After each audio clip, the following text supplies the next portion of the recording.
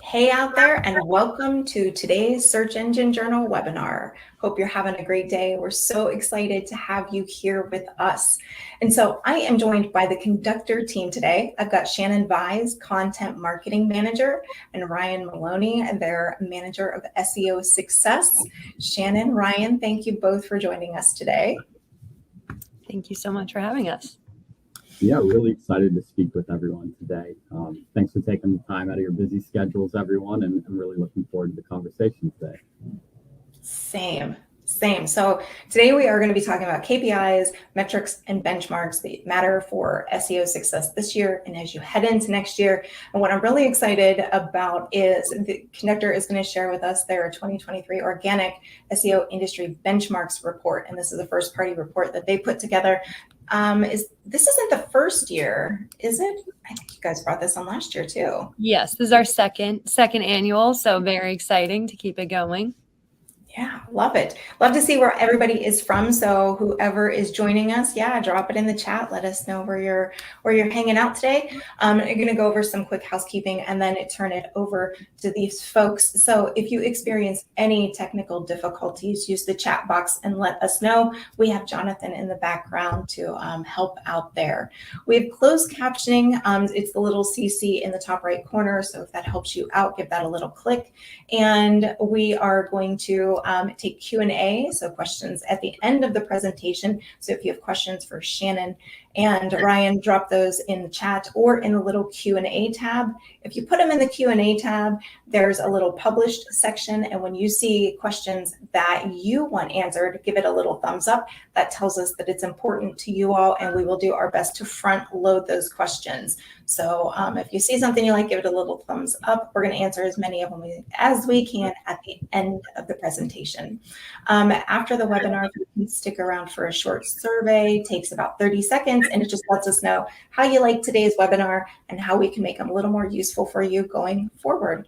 The question that we get asked the absolute most, and we will still continue to answer it every time you put it in the chat, you will 100% receive today's recording, the slides, and any resources that are mentioned in your inbox later today. So watch for that.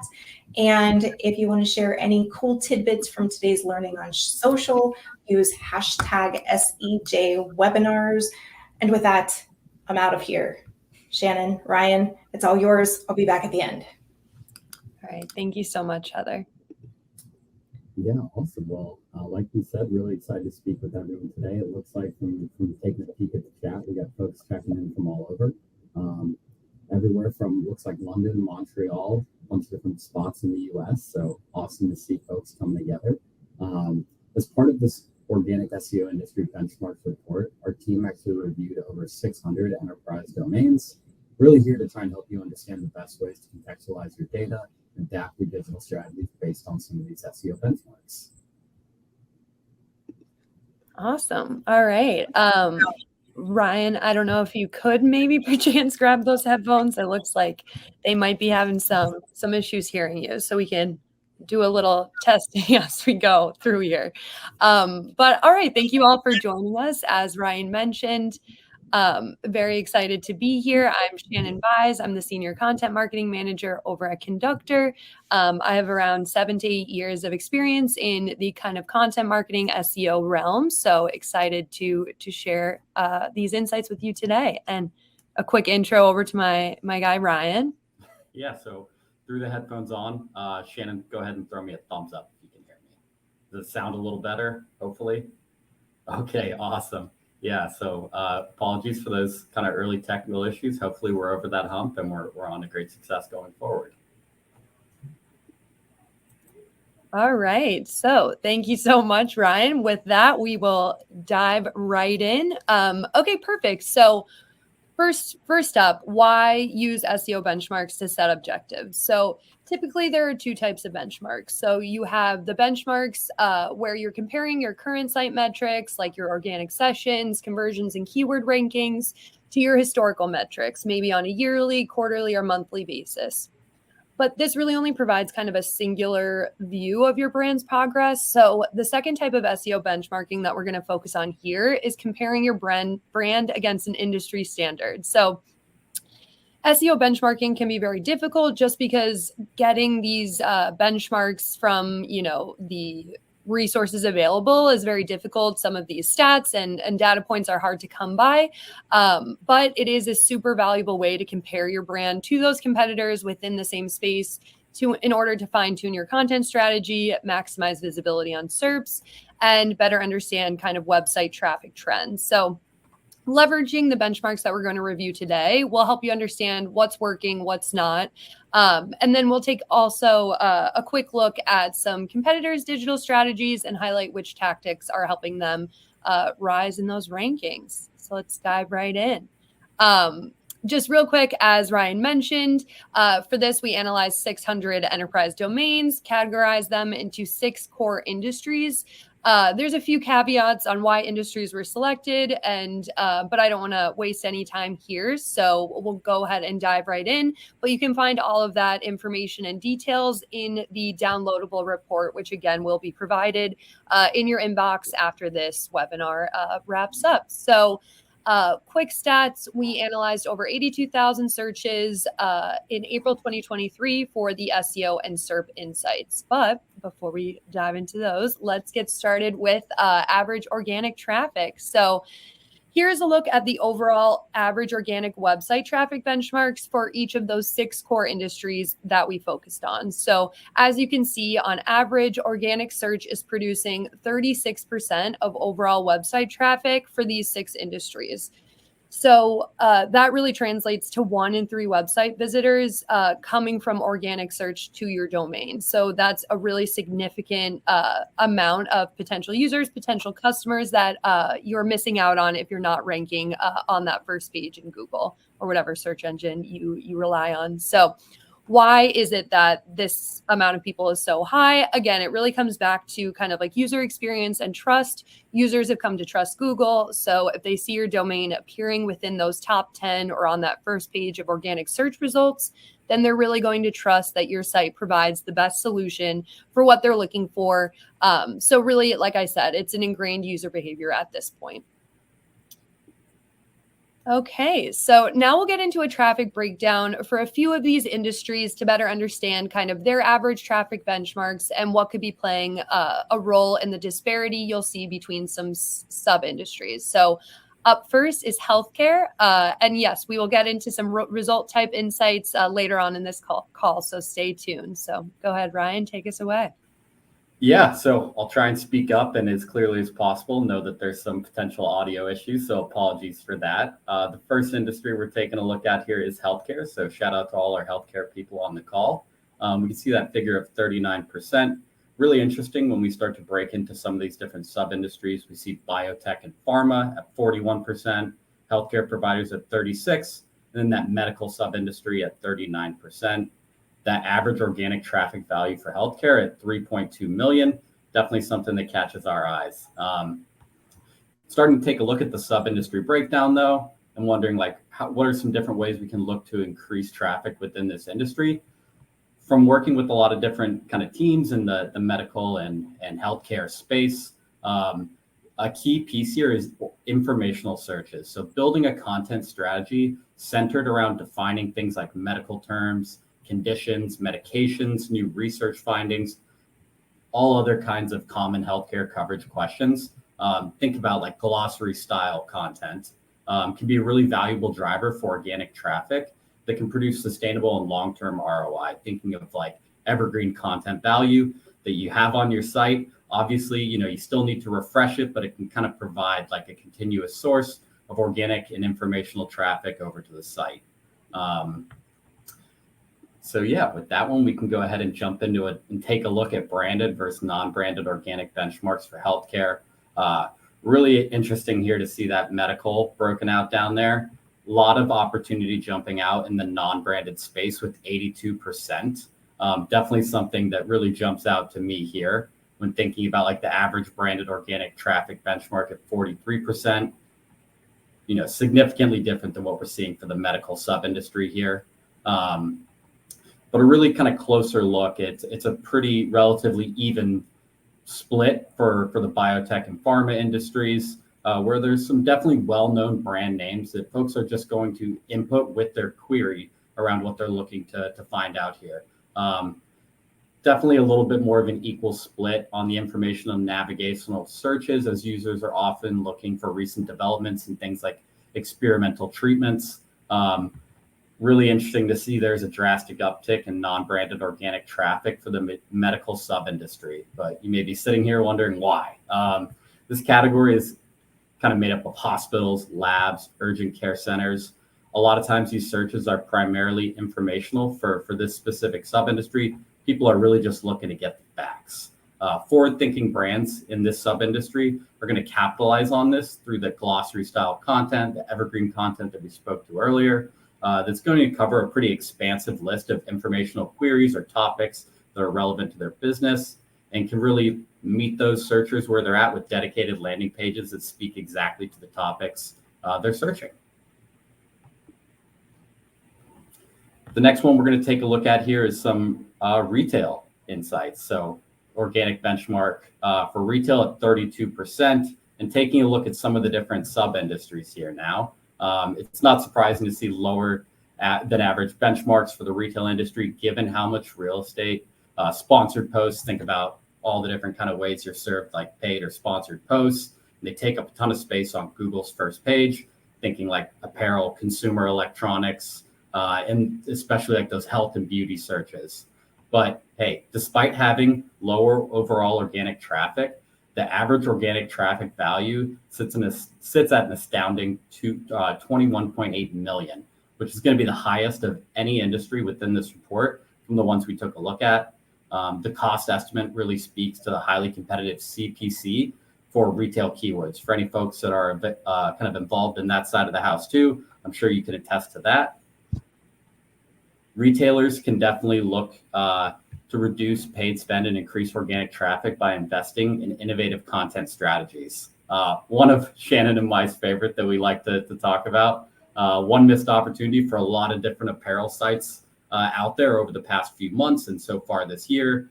There is a 1.3 or 1,300 monthly search volume for the search term Eras Tour outfits. So if we have any Swifties on the call, you know what we're talking about. For folks that may not, Taylor Swift is currently kind of running a nationwide and soon to be a global tour called the Eras Tour. So as her tour kind of continues to dominate social and search trends out there, only really from what we've seen, a few forward-thinking brands are creating era-specific groupings of apparel and accessories to really meet those searchers at where they're looking. So thinking about some companies out there like Nasty Gal or Fashion Pass, they're appearing at the top of the SERPs for eras-related keywords just by creating content specifically tailored to folks looking for things like apparel for the Eras Tour. It's a great example of how keeping a pulse on search trends can increase organic traffic and revenue generation. Quick pause to go ahead and just address, Shannon, would love to hear your favorite Taylor Swift song if you've got one in mind. Well, I'm definitely a Swiftie. I was blessed to get Eras tickets. So I saw her in New Jersey, which was great. And I would say my favorite song is probably Wildest Dreams, Taylor's version, obviously. What about you, Ryan? Do you have a favorite? I do, yeah. So for the Swifties on the line, this is, I think, a little maybe lesser known of a song, but she did a collaboration a few years ago with an artist called Bonnie Bear. They made a song called Exile, definitely like one of my favorite songs in general, not just Taylor Swift songs. So if there are any Swifties on the line, feel free to drop your favorite Taylor Swift song in the chat. We'd love to hear what the folks are listening to. Awesome. Love it. Looks like we've got some Swifties on this call. Love to see it. Just real quick, I did see a question about if retail is B2B or B2C. This is focused on B2C. In our full report, you can utilize the additional industry of professional services. There is a SaaS sub-industry under there. So that's where you can find some of those B2B solutions. All right. So we'll keep going. Yeah, the next thing we're going to take a look at here is branded versus non-branded organic benchmarks for retail. So anyone who's spoken with me in the past knows how much I love talking about branded versus non-branded. I think this is a really interesting view to take for some of these retail sub-industries. The consumer electronics sub-industry sits at 9 points ahead of the closest sub-industry for non-branded organic traffic. consumer electronic products offerings are sold at a wide variety of retailers. Think about all the places you can buy your consumer electronics. And since they're really the same product, regardless of where they're purchased, users could be inclined to find the best cost savings by shopping around, taking a look at other places that potentially trying to find the best deal possible, rather than typing in like a branded page for a particular retailer. A good example of this is like Best Buy Beats headphones or Target Beats headphones. Folks are probably just going to go ahead and query Beats headphones, take a look at things like the shopping carousel and some of the other results to start to kind of compare who has the best deal, who has a sale going on, where can they really get the best deal possible, and not so much like, hey, want to make sure I get it from this one certain retailer.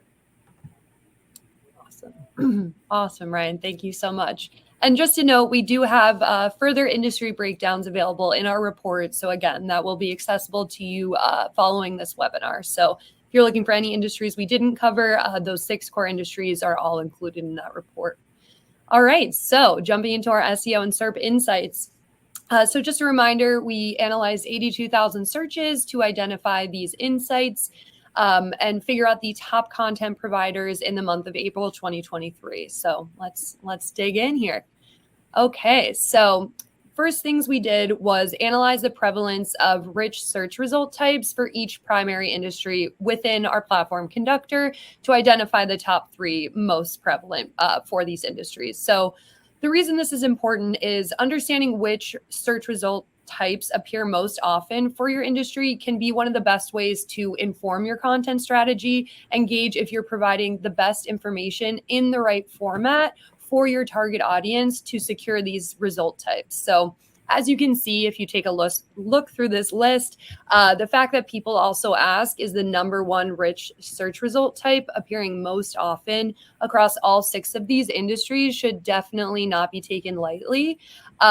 This really speaks to the importance of keyword research and in-depth keyword research to ensure that you're targeting your audience's most common questions and their related questions in your content so you can secure those result types and then hopefully get a click, get them to continue to your website and continue down your funnel. Sorry, getting a little distracted by the questions. Technology, we'll answer all of the questions fully at the end, but just a real quick, is technology B2B tech or consumer tech? Technology is really focusing on our, I can actually pull up like the full in-depth one for that. Actually, we'll just save that for the Q&A section. We'll keep moving forward. Apologies. I'll try not to get distracted by the chat. All right, perfect. So we will continue to move forward with the top content providers for finance. Ryan, if you could take us away. Yeah, absolutely. And I had one thing that jumped out to me in the chat. Someone had asked if we planned on matching, I think, with like my hair or your shirt. So just so everyone's aware, we did not. Last time Shannon and I did a webinar together, we actually did coordinate on matching, but this time it kind of just worked out, which is nice. The next thing we're going to take a look at is some of the top content providers by sub-industry for finance. So first one we're taking a look at here is banking, Investopedia, NerdWallet, Bankrate, WalletHub, and Forbes. I'm sure a lot of people are familiar with some of those brands on there. One of the first things that jumps to my mind when I see like Investopedia is they do such an amazing job of really creating a lot of that informational content. I don't know if anyone out here has ever queried like an investment or a financial term, you're often going to see Investopedia playing around, whether it's something very specific to banking, really within the financial industry. They do a great job of creating that evergreen and kind of long-lasting content that really speaks to a lot of those high-level informational searches. We see NerdWallet kind of across the spectrum here with insurance, investments, definitely some kind of players that are really in one lane here, thinking about like CoverFox and insurance, Allstate, and then a couple others with like mortgages, so Rocket Mortgage, Bankrate, mortgage reports. I'm sure a lot of these companies are ones folks are familiar with. Same goes for real estate, but pretty interesting to kind of start to really dig into like your sub-industry's top content providers from this report. Would highly recommend taking a look at it and comparing it back against your own content, starting to identify where there might be some of that opportunity for some of these, maybe, hey, they're not directly competing with our products and services, but they are competing with us in the organic SERP for some of these high level terms. So really important to understand like who are your direct competitors and who are maybe your more indirect competitors, thinking about like informational versus transactional competitors or keywords. Definitely recommend don't only look at your direct competitors as your only competition in the space. For anyone that's familiar with the Conductor platform and like the concept of other top rankers, there's a lot of them out there. So identify the top indirect competitors for your domain as well, and make sure you're analyzing their sites, kind of getting an idea of what their content strategy is and where there might be some opportunity to look to do a little bit of the same. Yeah, the next thing we see here is top content providers by sub-industry for healthcare. No surprise to see Mayo Clinic kind of at the top across the board here. Very similar like an Investopedia. If anyone's familiar with some of the Mayo Clinic's kind of high-level informational glossary style content, they do a really great job of answering those informational searches as well, as does the Cleveland Clinic and WebMD. We see them playing a part here in these kind of like top rankings. Definitely like two of the clear leaders in the space. If you're within kind of the healthcare industry and you're looking, how can I improve? How can I build upon content? These are definitely two great players in the space that you can glean a lot from. So I'd highly recommend investigating them, checking them out, and starting to dig in. They both have really robust health libraries that I think are great to reference, both for consumers and for folks in the healthcare industry looking to improve their content. You'll also notice we see the CDC listed here. So the CDC is, definitely not a direct healthcare competitor, but they do have such like an expansive glossary of content on their site, which really helps them establish that authority with search engines like Google and make it a challenging competitor or kind of indirect competitor to outrank. But there's definitely a lot we can learn from the way they structure their content and how they present that to users on the web. Alrighty. Now we're going to take a look at some of the top content providers for pro services. So a lot of familiar faces again. We see Indeed.com, which I'm sure everyone here is aware of. Some other players like TechTarget, HubSpot, Wolters Kluwer, a number of other ones on here. I would say I was a little surprised when first taking a look at this data with Shannon to see HubSpot on here, right? Like in the consulting sub-industry. For folks that are familiar with HubSpot, maybe know what I'm talking about. For those that aren't, it's a marketing software provider, so it might be a little unusual to see them outranking major players in the consulting industry, thinking about some of the largest consulting firms in the country that they're actually outperforming. So how did they do it? HubSpot adopted a comprehensive and hyper-targeted content strategy around critical consulting terms, i.e. what is a consulting firm? What is tech consulting? And they really did a very like detailed and great job of building out some high-level informative detailed landing pages that really address those questions and serve folks great content when they're really at that top of the funnel level. So by developing a value-based comprehensive content strategy with some of these dedicated long-form pieces of content and landing pages, HubSpot's doing an excellent job of satisfying that user intent or that searcher intent, which is going to help them secure things like rich results and all the other kind of universal result types that are out there. When a user lands on one of these pages and their question is answered, they have found what they're looking for and they kind of walk away with a positive experience. And then in their mind, it's like, okay, I know I can trust HubSpot for to answer my questions and have the answers for what I'm looking for. Additionally, some of these major consulting firms like Deloitte, McKinsey, they've achieved that household name status. And a lot of times they're going to be primarily focused on in-depth, data-driven global and industry reports and thought leadership, rather than kind of this type of informational high-level content, which really is clearing the way for a brand with strategic intent-driven strategies to secure some of those top rankings and really take advantage of some of that organic real estate. Like thinking about, I like to think of organic real estate like a monopoly board. If some of the best players in Monopoly aren't taking those valuable spots, like, hey, let's roll a 6 and land on that spot and put a little house on it. Love it, Ryan. Great insights. All right. Well, that actually brings us to our Q&A portion. So I'll invite Heather back out here. And I've seen a lot of great questions dropped in the chat. So excited to tackle some of these. Yeah, there's a lot of good questions. So let's get to it. Okay, so first I'm trying to grab some of the pieces or questions that might have been asked a little bit earlier. So is the data worldwide or US only? Great question. So the website traffic data, so that kind of starter information, the branded versus non-branded, that is all global specific. And then the top content providers is US specific. We had to limit that to one region just in order to analyze the accessible data. Is the retail traffic specific to B2B or B2C, or is it overall? Yeah, again, we focus more on B2C retail specifically, and then you can find some more B2B resources under the technology category. There is a sub-industry of SaaS technologies. So that's where you can find some like more B2B software type solutions. Okay. And there's a few questions that are like, do you have benchmarks for publishers? Do you have benchmarks for this? So I think so do you want to cover, it covered a lot of different industries in the actual report, right?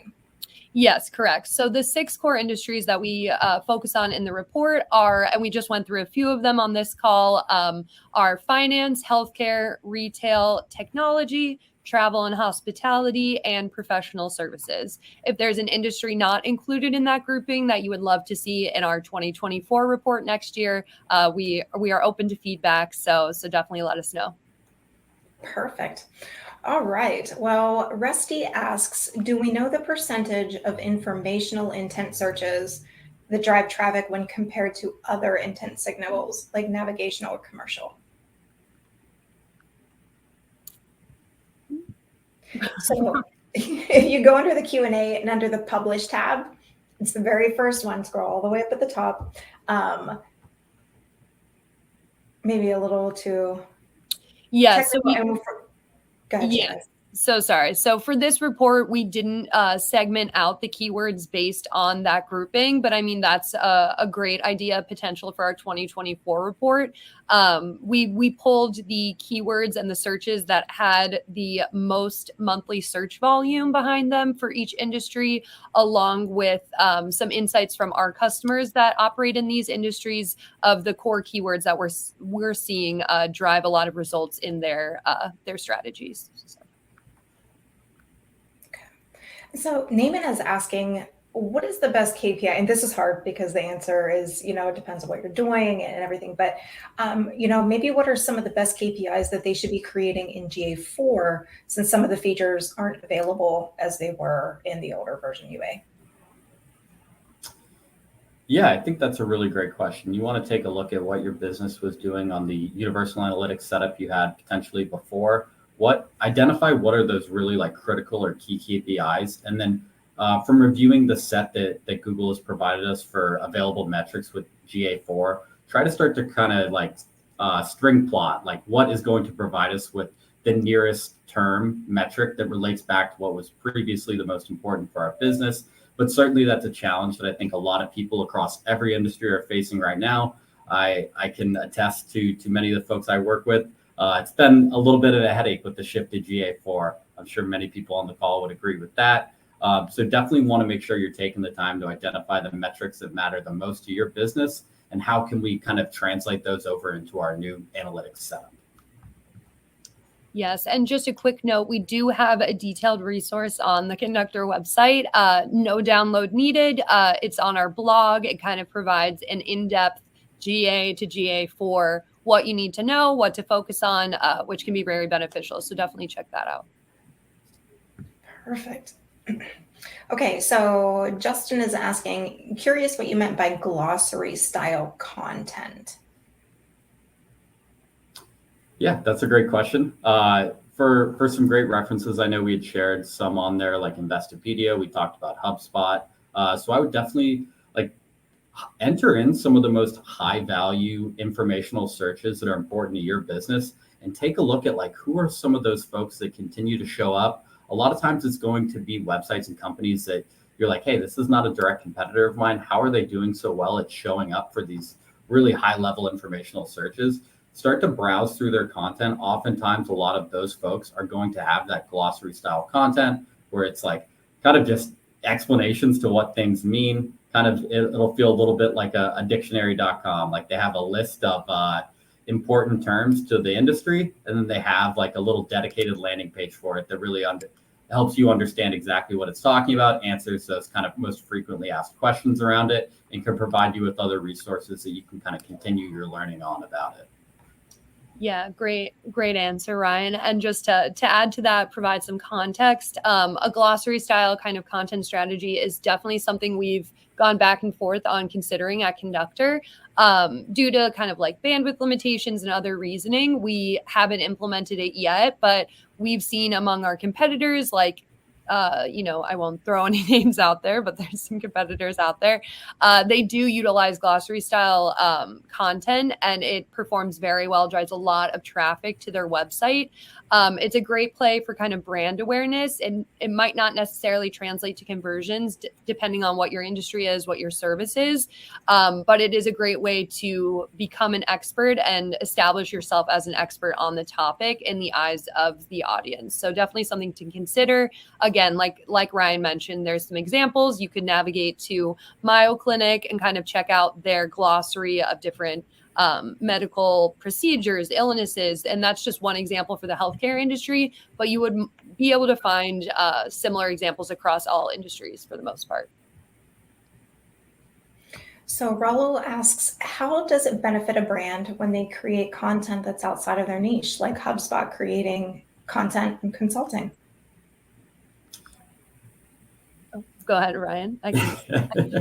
No, go ahead. I'm happy to jump in, but Shannon, I feel like I'm jumping on all these. No, you're doing great.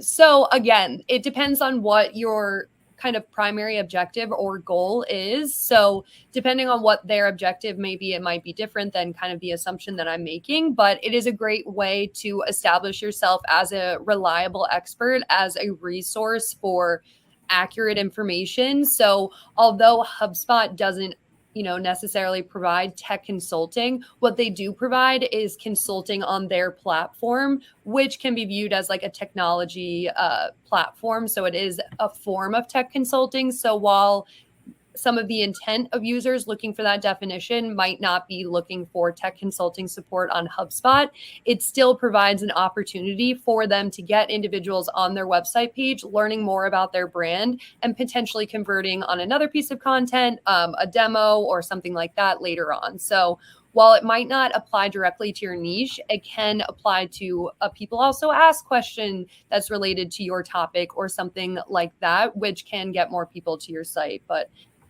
what do you have to add, Ryan? I'm sure you got some great insights there. No, I think that was great. One thing I just did want to quickly touch back on. I know that looks like in the chat, some people wanted a little bit more specifics with that question around GA4. So to just speak candidly about some additional metrics for GA4, something that I think is kind of just caught my eye was engaged sessions. So the number of sessions that last like 10 seconds or longer, or had like a conversion event or two, or kind of thinking about like it's the inverse of low engagement sessions. So really wanting to measure like where people are finding high value with some of those sessions through the metric of engaged sessions per users. Those were definitely two that I thought were like really interesting when the rollout of GA4 started, but would be curious also to hear if anyone's in the chat has found any that they're like, oh, this is neat. This is kind of a different way of thinking about it. Genuinely curious.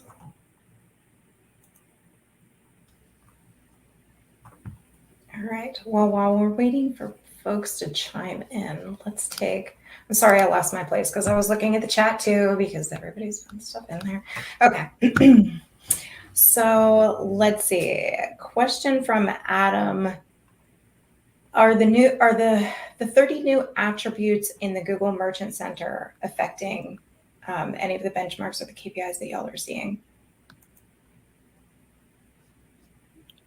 Ryan, want to take that one? Yeah, happy to take that one. I would say it's definitely a possibility out there. I think it is a little early to make that assessment at this point with for a lot of the folks I work with, for a lot of the data sets I'm looking at on a typical day-to-day basis. It is only been about 26 days since that like official kind of like faucet was supposed to turn off and we were supposed to directly focus on that GA4. So I would say maybe a little too soon to tell, but interested to see as time goes on.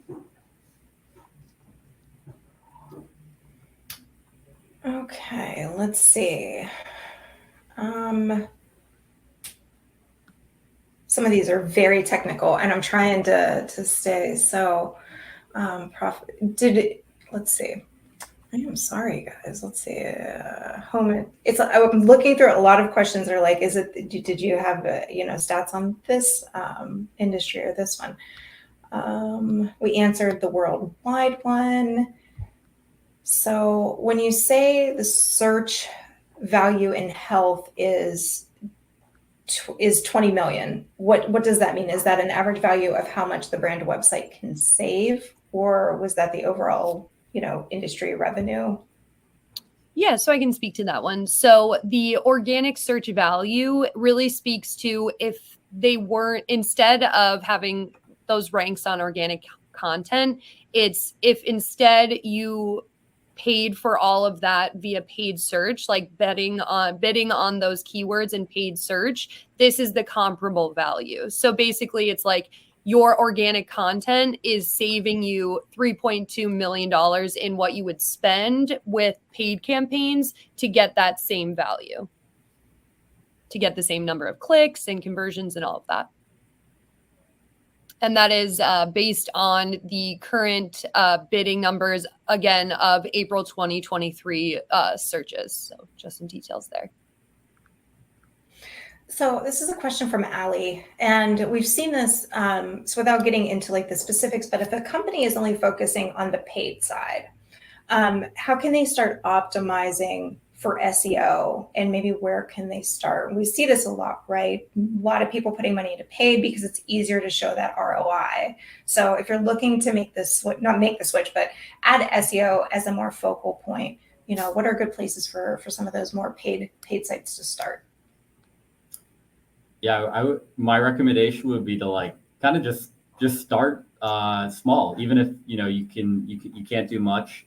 Maybe it's as little as starting to really look at optimizing the metadata on your pages. Maybe you're starting to just break out and create a little bit more content than you previously were that is really designed to have organic value or impact. Start small, test, kind of get a good idea of what works for your brand. Obviously, you want to stay kind of in your area of comfort or in your industry and within the topics that you feel like your brand has an authority or voice to speak to. But I would say just don't be afraid to dip your toe in the water of SEO, whether that's making small changes or you're maybe investigating the potential of starting to create some content that has a little bit more organic value intent behind it.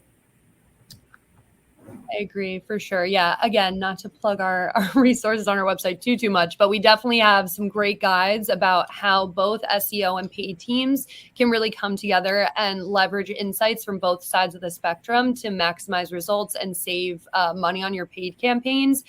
So it's evaluating your paid keywords. Is there a paid keyword that you're spending, a ton of money on? Do you have the potential of creating a high value piece of content that can outrank what's out there? Then you would no longer need to, spend that money on that increasingly expensive keyword. So that's just one example. But definitely, like Ryan mentioned, a lot of different ways that you can utilize that to maximize results. And so another question we had from BG, it says, for the B2B side of SEO, is there any insight you guys can share on how SEO content can influence acquisition in a space that is generally word of mouth or referral?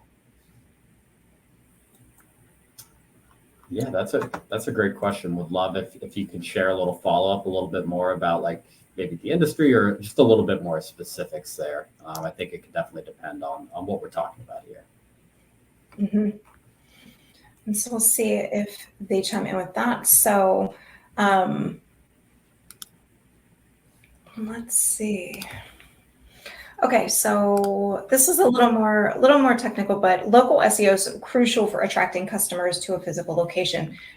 Any best practices or some of the KPIs benchmarks that you saw in the local industry sector? Yeah, and Shannon, sorry, I'm jumping on these. As far as like local SEO and things you can do to ensure your success, I would say one is just really taking some time to review your Google My Business listing, your Apple Maps listing. I'm sure everyone in here can attest time and time again how shocked you are to find like their hours that they're open aren't incorrect. Their address might not be completely correct, especially if you're in a specific like unit or a part of like a greater building. So ensuring your NAP citations are up to date, making sure you're taking advantage of all the opportunities there are in Google My Business, whether it's like the services section, creating posts, making sure you have high quality images, kind of taking the time to build up that community of reviews and kind of getting that word of mouth, I think helps establish some authority too. If I'm looking for pizza in my area and I see a pizza shop is 4 stars, but it has like 8,000 reviews, I see another one is the same, but there's like 10 reviews. A lot of times I'm personally going to trust the place that is just getting all of these really great reviews. So I think the reviews oftentimes can fly under a little bit the radar there, but they are really critical to ensuring people are confident and trusting your business.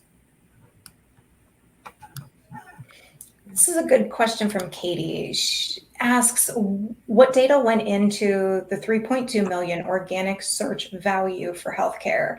It's a great measurement that she'd like to share, but would like to understand it better. Do you feel it's a solid number or more of an estimation? Yeah, for sure. So like I mentioned a little bit previously, this is the paid keyword value of those keywords that you're ranking for organically. So again, we took a snapshot of all of the keywords that these individuals within this industry were ranking for, and what those bidding amounts were. And so if you didn't have any organic content, that would be the value that you would need to pay to secure those same rankings that you secured via paid campaigns. Sorry, I said that a little convoluted, so hope that was clear. Perfect. Let's see, what else did we get in? So did we get anything from BG? No, nothing on clarification for that. Kobe asked, to put my earlier question in simpler terms, do you find better results in constant blog posts that are medium quality or fewer that are high quality? That is a great question. Complex answer. So it depends on your business objectives. So which can vary, especially if you're a new company. I can speak from experience on like the conductor side of things. One thing, I've been in my role at conductor for around 2 years. One of my main goals has been to really create content that drives value for our users. So instead of just, trying to hit our MQL goals or trying to get a number of downloads or whatever, that objective might be, it's how can we truly solve a core problem for our audience? And by doing that, we will get those like clicks, we will get those downloads, like the content will kind of speak for itself. So this is something we saw with our recent asset. It was on kind of like an SEO reporting to the C-suite guide. And we provided a downloadable template that you can utilize. All you need to do is update it with your SEO data points. So that's an example of a piece of content that, took a long time for us to produce in terms of kind of workflows. I would say that took around like 4 to 6 weeks from ideation to publishing. So that's a lot of resources. That's kind of a larger conversation of would it have been better to do, SEO industry update blogs like once a week during that time frame?